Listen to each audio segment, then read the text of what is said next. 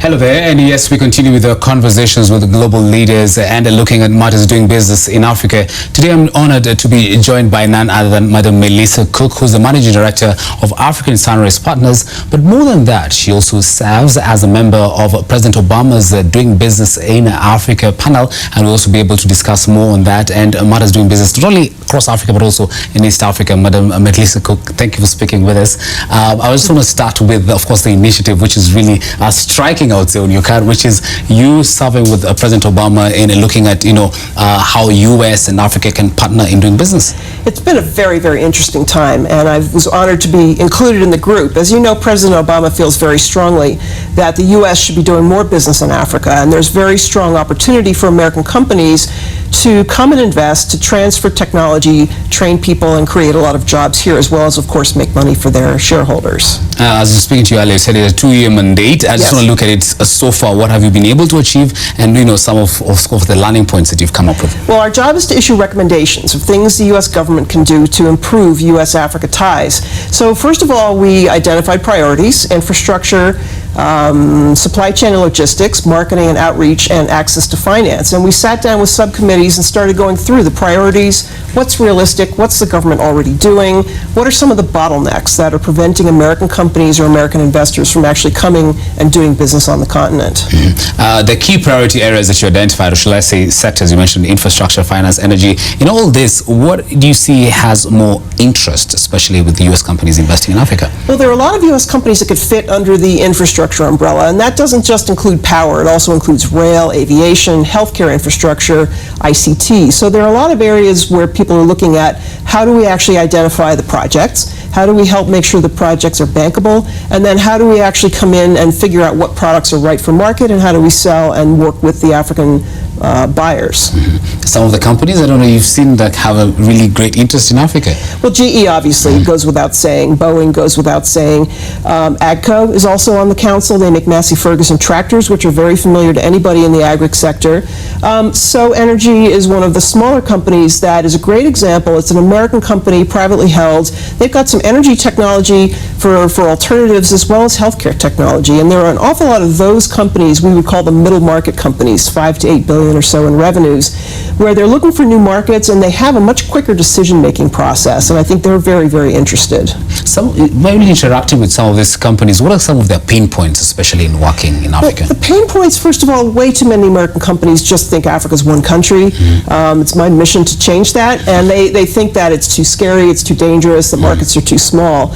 So the first thing to do is to get them to at least come to a conference in the U.S. Then you've got to get them to think about the growth opportunities and focus them in on, where are markets growing and where is the really, which countries should they start with. So the pain point number one is knowledge and fear. People don't really understand where they should come and how to get started. Then once they do, a pain point is corruption. Corruption is a deal killer. It's just too risky for an American company to get caught doing anything that is going to cause them problems back at home. And then finally, finance is a pain point, and it's obviously a pain point for companies here.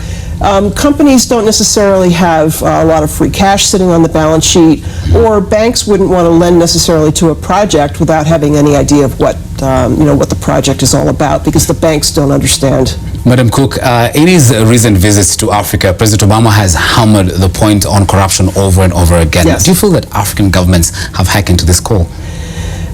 Well, they're starting to. And let me just first say, corruption is not unique to Africa. Some of my regional or local government officials in New York are in jail for corruption. There's corruption in Russia. Companies have to just take a firm line and make sure that their policy is zero tolerance. And what I hear from governments is they prefer that. They'd rather have people come in and compete on the merits. I was just looking at especially on that issue because the African governments have been told over and over again to actually even kind of draw up kind of a sign-up report in terms of the commitment that they have towards fighting corruption. Right. One of the most exciting areas is technology. So when you have technology, you have online procurement, you have mobile money payments being made to the police or to the other officials. You have technology that shows the trace of cash through the entire flow. You can't mess with that. So I think technology is probably the best deterrent to corruption. Very well.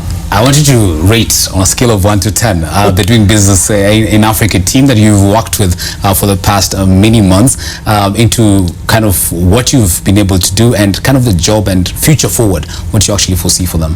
Well, first of all, Secretary of Commerce Penny Pritzker is a powerhouse. She comes from the family that founded the Hyatt Hotels. She is an entrepreneur in her own right. She's very focused on just getting the job done. She's very specific. We always leave our meetings with action items. So that's been a very pleasant surprise, because having not worked in government before, it's not how I expected things to work. It's also been very constructive in terms of engaging different groups in the government, the State Department, Treasury, Commerce, and other parts of the U.S. government, to make sure that everyone's coordinated. So if we have capacity building, or we have financial capacity, or we have needs in Congress to get things passed, that there's a unified front. And it's a very passionate group of people focused on Africa, and that's the fun part too for me, because there are a lot of us. We just need to find each other. Very well. Just before I let you go, Madam Cook, I want now to bring a balance, or shall I say, kind of a meeting point between your business interests, and especially with your experience in serving the Doing Business in Africa team with President Obama. Where do you see the continent headed, and also how do you see how can more interactions be enhanced between the U.S. and Africa?